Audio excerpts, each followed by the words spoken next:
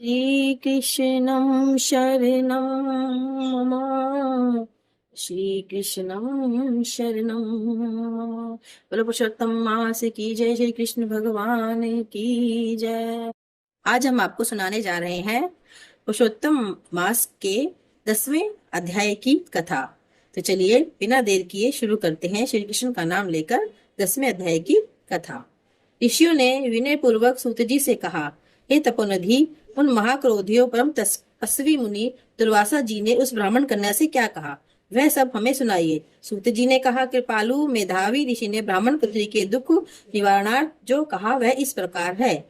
महर्षि दुर्वासा ने कहा, हे सुंदरी, बहुत गुप्त बात कहता हूँ, ध्यान पूर्वक सुनो। हे सुभगे, अब आने वाला 3रा महीना पुरुषोत्तम मास है। उसमें तीर्थ में जाकर स्नान करने से मनुष्य बाल हत्या तक के दोष से मुक्त हो जाता है। हे सुंदरी, इससे अधिक कार्तिक आदि महीने में भी नहीं है। सब महीने, पक्ष और पर्व आदि पुरुषोत्तम मास की 16वीं कला के समान भी नहीं है। वेद शास्त्र के समस्त साधन इस मास की 16वीं कला से भी समानता नहीं कर सकते।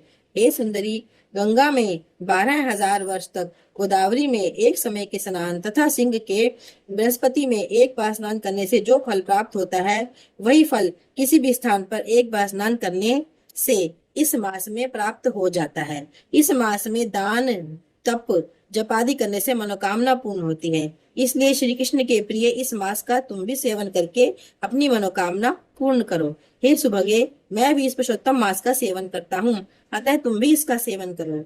मुनि दुर्वासा इस प्रकार उस ब्राह्मण कन्या से कहकर चुप हो गए। श्री कृष्ण बोले, दुर्वासा के वचन सुनकर वह मूर्ख कन्या क्रोधित हो कहने लगी, हे ब्राह्मण, आपके वचन मुझे पसंद नहीं। माघ, कार्तिक एवं वैशाख आदि मास सेवन करने पर क्या इससे कम फल देने वाले हैं? शिव, पृथ्वी, सूर्य, अंबिका एवं गणपति की सेवा पूजा क्या उससे कम फलीभूत है? व्यतिपात आदि योगों को छोड़कर आप इस मास की प्रशंसा क्यों करते हैं? यह मास तो सब कामों में निंदित मल मास है। सूर्य की संक्रांति इसमें ना होने पर भी इसे आप श्रेष्ठ कैसे कह सकते हैं? मैं जानती हूँ कि सब दुखारी निसंदेह श्री हरि है, परंतु यह कैसे मान लूं कि यह मलमास श्री हरि का विशिष्ट प्रिय मास है? ब्राह्मण पुत्री के यह वचन सुनकर महर्षि दुर्वासा की आंखें क्रोध से लाल हो गईं, किंतु मित्र कन्या होने के कारण उसे श्राप नहीं दिया। अपुति दया आ गई। उसे अपना हित अनहित जानने में योग्य नहीं समझा। पुरुषोत्तम मास की महिमा बड़े बड़े विद्वान नहीं समझ सकते, तब मूर्ख बुद्धि पुरुष तथा स्त्रियां कहाँ जान सकते हैं? यह बाला पितृहीना कुमारी है, दुख के कारण तप रही है, मेरा श्राप कैसे सह सकेगी? इस प्रकार विचार कर क्रोध दूर करके मुनि दुर्वासा बोले, हे बाले, तुम मेरे मित्र की बेटी हो, इसलिए मैं तुझ पर क्रोध नहीं कर रहा हूँ। तुम जैसा चाहो वैसा करो, और मैं जो तुम्हारा भविष्य कहता हूँ वह सुनो।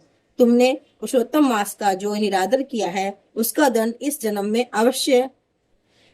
में अथवा दूसरे जन्म में अवश्य प्राप्त होगा। मैं तो बद्री का आश्रम जा रहा हूँ, तुम्हारा कल्याण हो, मेरा समय नष्ट ना हो।